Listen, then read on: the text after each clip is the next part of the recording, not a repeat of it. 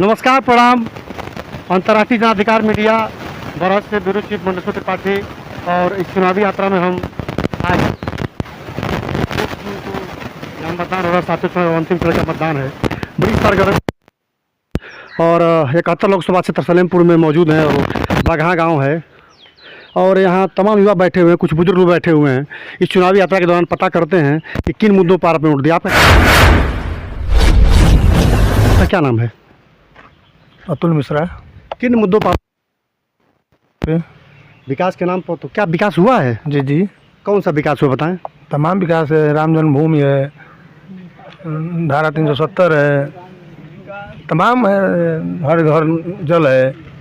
लेकिन एक बात है, आप युवा हैं, युवाओं का एक बहुत बड़ा इस बार मुद्दा रहा है, चुनावी मुद्दा, कि बेरोजगारी और महंगाई। क्या कहेंगे इस पर? नहीं, वांट तो आया, ये जो योग्य था उसको।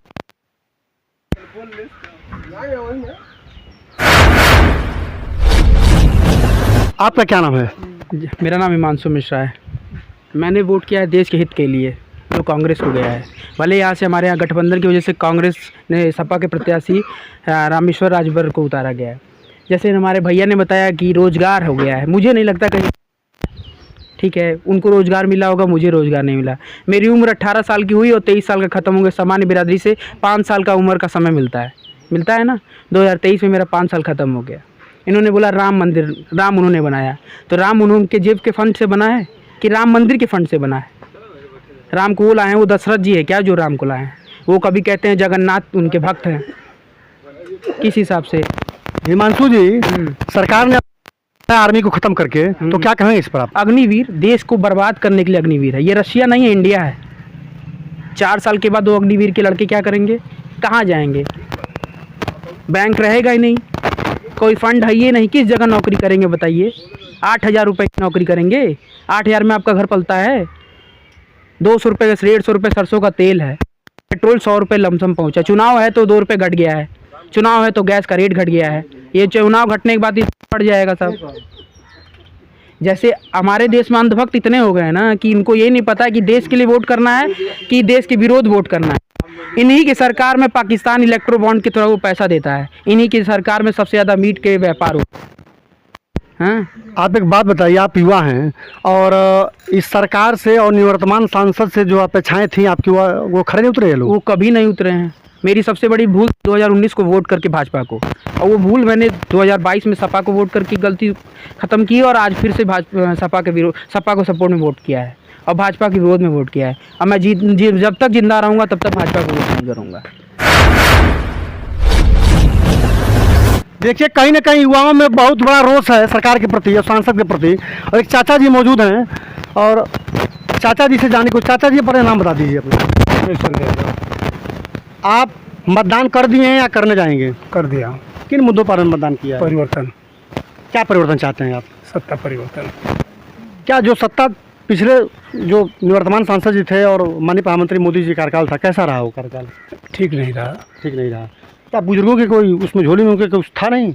नहीं, उनके बुजुर्गों में तो क्या झोले, एक दो जो हम लोग को सीनियर सिटीजनशिप को मिलता था उसको भी खत्म कर दिया भाजपा ने।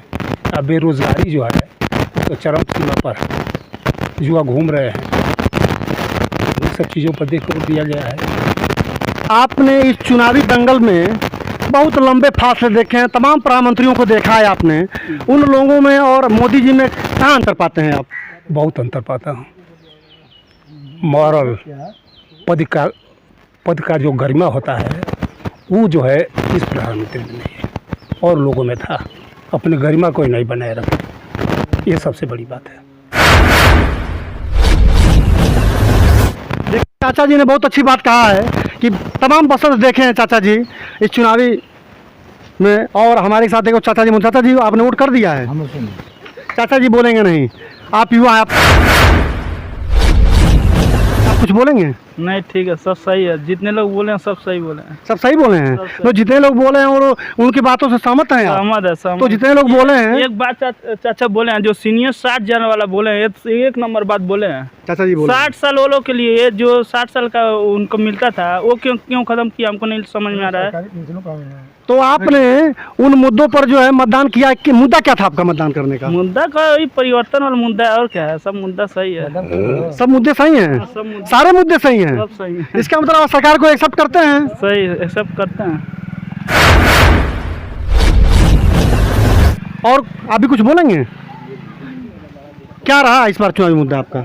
चुनावी मुद्दा हमारा रहा है भ्रष्टाचार, परिवर्तन, बेरोजगार, अन्य मुद्दाएं हैं जो भाजपा की सरकार ने धरातल से हमेशा के लिए ख़त्म कर दिया है।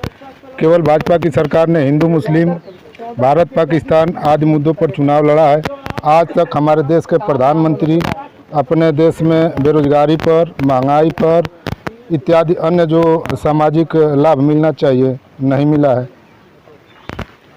आप जो अगर परिवर्तन होता है तो नई सरकार से क्या अपेक्षा रखते हैं? नई सरकार से ही अपेक्षा रखते हैं कि शिक्षा, स्वास्थ्य और बेरोजगारी इसको दूर करें।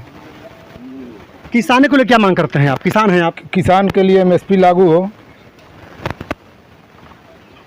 भैया देखिए, चुनावी दंगल में बगहा गांव के युवा हैं, चाचा जी हैं, सब लोगों ने अपनी अपनी बात रखी और सही बात है।